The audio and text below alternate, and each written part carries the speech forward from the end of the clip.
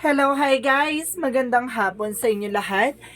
This is Jim from Masagari Channel, a faith healer, also mata reader. Sa ngayong hapon, natatagan natin na nagsabihin sa inyo ng ating mga gabay. This is weekly gabay for the month of October 18 hanggang October 24 for the sign of Taurus. So, Taurus, welcome to my channel. Ano kayang messages, advices, and spirit guides ang ating masasagap for today's video? Kanino ba kayang energy or kaganapan sa buhay ng mga Taurus signs ang ating masasagap? So guys, this reading is a journey din lamang, hindi lahat makaka-resonate.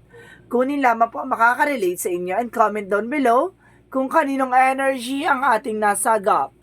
And of course, don't forget to like and subscribe my channel and hit notification bell for more videos update. And of course, guys, maraming salamat sa walang sawang pagsuporta sa aking channel, lalong-lalo na hindi nag-i-skip ng ads. Naway pagpalain kayo ng Diyos at may kapal at siksik-diglig nag-uumapaw ang manambalik sa inyo. So guys, bago ang lahat, umpisahan na natin ang laban. No? Go! Angel Spirit messages for the sign of Taurus. And of course, there's Six of Pentacles. Wow. Ibig sabihin dito, there's a giving and receiving. Na kumbaga magtutuloy-tuloy na about sa finances. O there's a gift or there's some help na about sa finances ay magiging masagana kasi magtutuloy-tuloy na. So, let's see what is additional messages. And of course, wow! There's an Ace of Pentacles. A big opportunity or there's a big money coming in for you, no? May malaking pera dito na kumbaga talagang makakamit at makukuha, no? At the same time, there's a Nine of Swords. There's an information na there's anxieties and of course there's a fear or some of you there's sleepless nights, no? Maaaring hindi ka makatulog, no? Bakit ka hindi makatulog dito, Taurus? There's an Ace of Swords, there's a breakthrough, no? Parang excited ka makuha kagad yung mga bagay-bagay. Parang gusto mo na kagad mangyari, no? Ang dapat mangyari. So, ibig sabihin dito, have a patient, no? Kailangan mag-antay ka. Kasi the more na hindi ka minamadali mo, no, the more na na-stress ka. And of course, tendency, kumbaga nagkakaroon ka ng anxiety and of course, deception. So, let's see what is the Ace of Swords. So, sabi na Ace of Swords pala dito, there's a breakthrough, no? Ang tagumpay ay nalalapit na. And of course, there's Ten of Pentacles. Wow, a long-term success and long-term investment.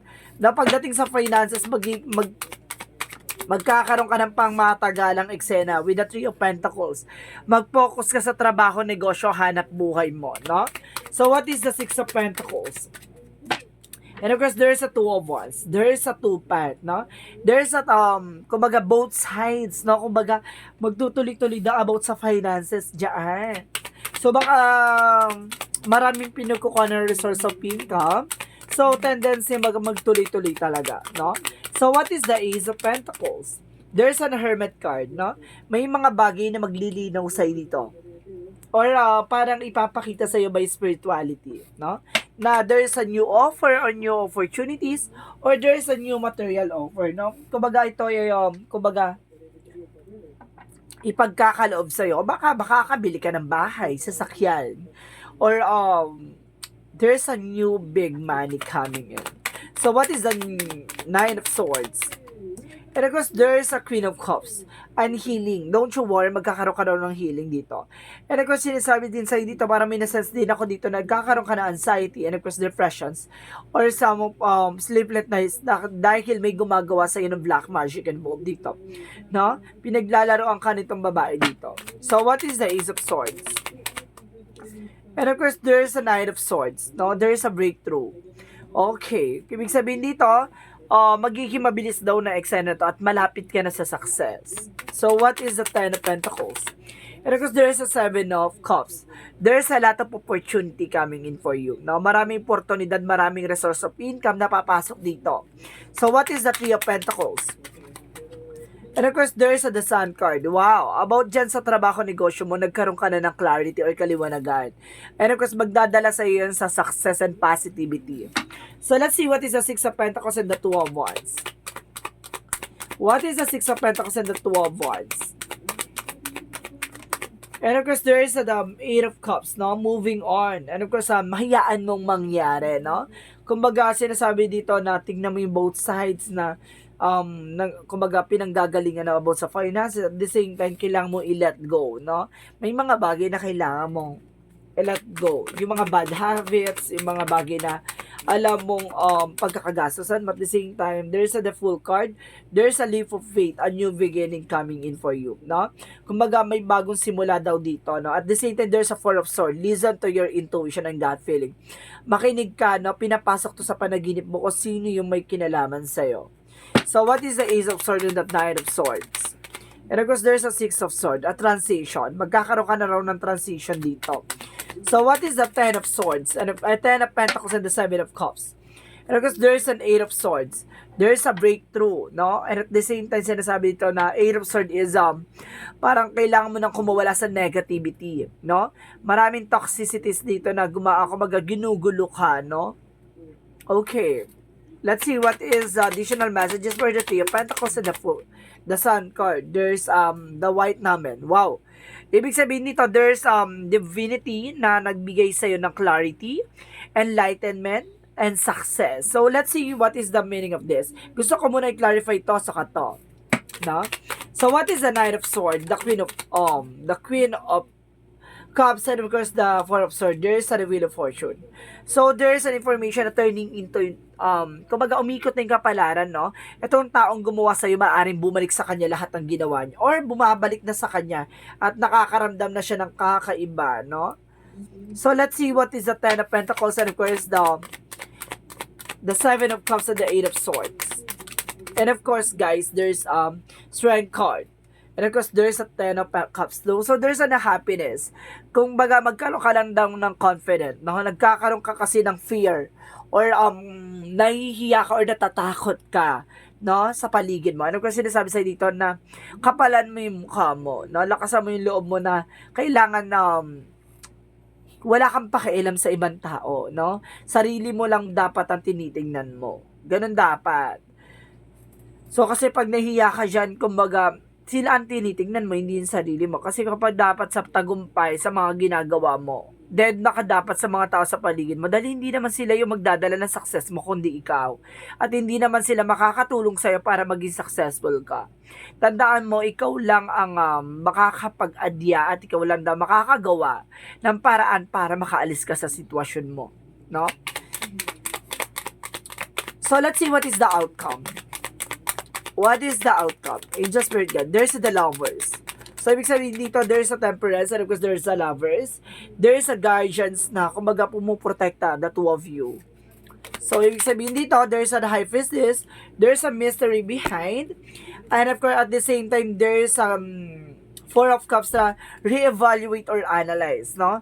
There's an offer, or there's an unexpected offer na bukang, darating, no? Kung sinasabi dito, bago nyo tanggapin isang offer, kailangan i-evaluate nyo, i-analyze nyo, or may taong, kumbaga, let's see, kasi there's a hidden agenda dito. And of course, there's a Nine of Cups, there's a wish fulfillment, no? Kumbaga, matutupad nyo itong mga pangarap nyo, no? Basta i-analyze nyo muna, bago nyo gawin nyo isang bagay, kasi there's an unexpected moment, no? May mga unexpected moment dito na inaasahan mo, tapos hindi mangyayari. So, ibig sabihin dito, hayaan mo siyang mag-unfold, no? Into God's hands, ganon. God's will. So, let's see what is the Love Oracle card. Love Oracle card represent a separation. So, some of you nagkaroon talaga ng separation with friends, separation with family, or separation with love life. So, ibig sabihin, meron talaga ditong, kumbaga, hindi pagkakahiwalay na eksena. At the same time, not today, no? Kumbaga, wag kang tumanggap ng tawag, no? Na kahit kanino. Hanggat, kumbaga, hindi pa fully recover. Ganon. No? Not today, not dealing hurt, avoiding conversation. Iwasan mo tumanggap ng tawag, no? Kasi, baka guluhin na naman kayo niyan, or manggulo na naman. Ganon. So, what is a yin and yang oracle card? And of course, there's a detachment. See? Kailangan mong kumawala, no? Pakawalan yung eksena na yan na nagbibigay sa'yo ng paghihirap. And of course, there's a fear, no? There's an information na natatakot ka, no? Natatakot ka dito. And of course, there's a present of abundance na magkakaroon ka ng success coming your way at magtatagumpay ka talaga at the end of the time. So, let's see what is additional messages. What is additional messages? And of course, there is a spiritual activation. Some of you kumbaga na umaandar na about sa spirituality mo. Nagkakaroon ka na ng intuitions, visions. And of course, there's a psychic ability. Meron ka talagang kakayanan, no? Kumbaga, lumilinaw na yung kakayanan mo. And of course, there's a survival. Kumbaga, lagi ka nakakaligtas at lagi ka nakakalusot sa eksena. So, what is Archangel Michael messages?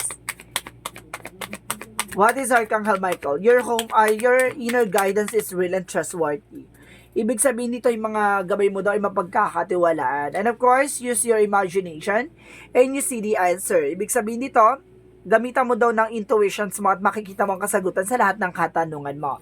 And of course, the personal asking is about trustworthy, no?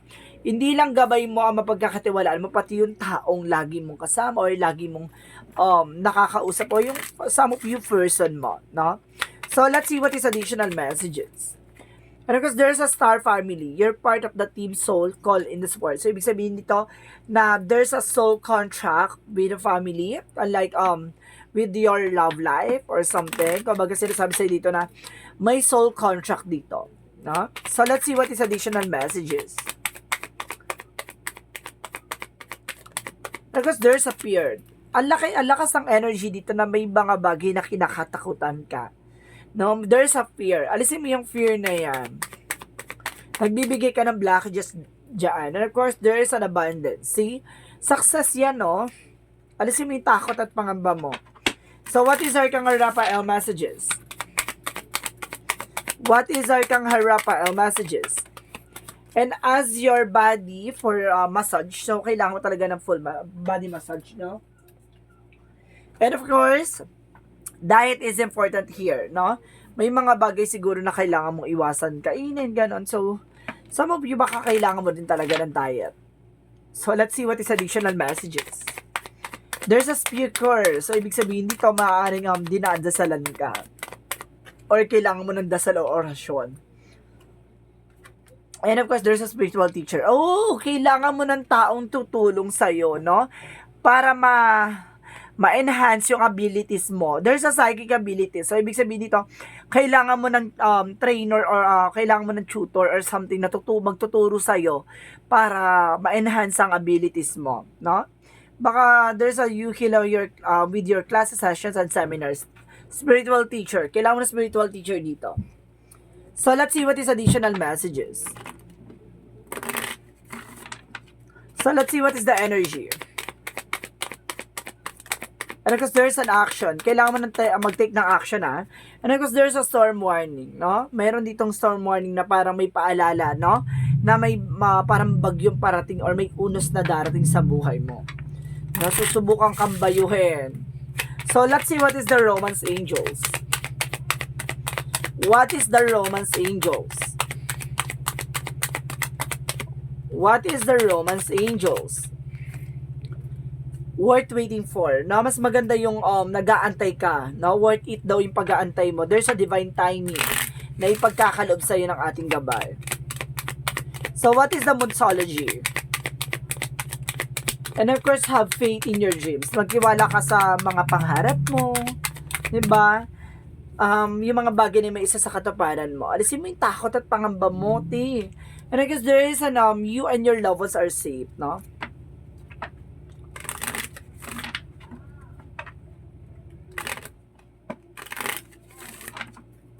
What is additional chakra messages? There's a tricky, no? Lapitin ka naman loloko. Lapitin ka sa sinungaling. And of course, there's a mysticism.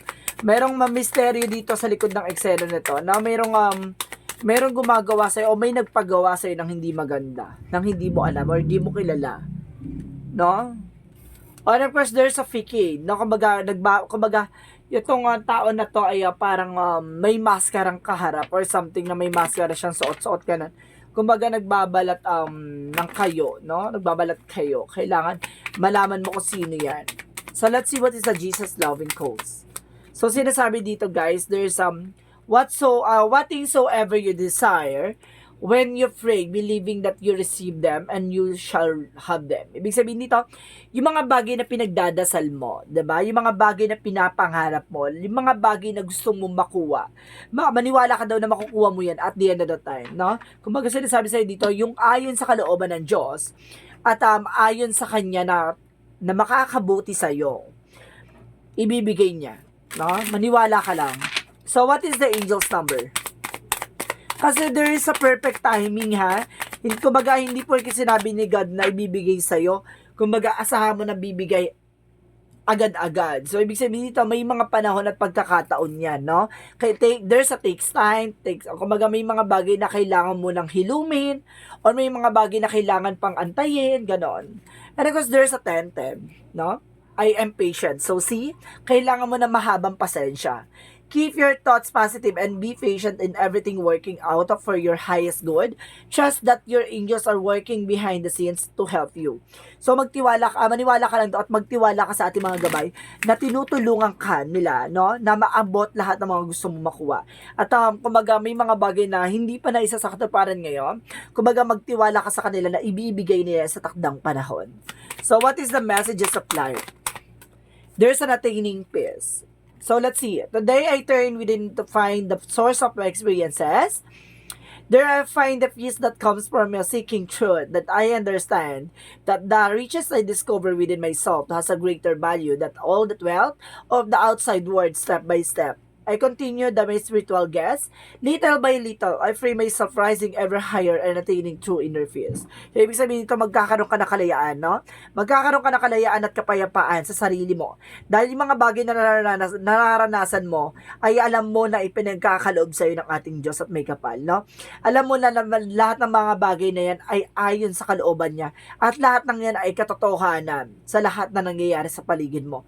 May mga bagay na masasakit man ang pangyayari sa buhay natin, pero kailangan natin lagpasan at kailangan natin tanggapin.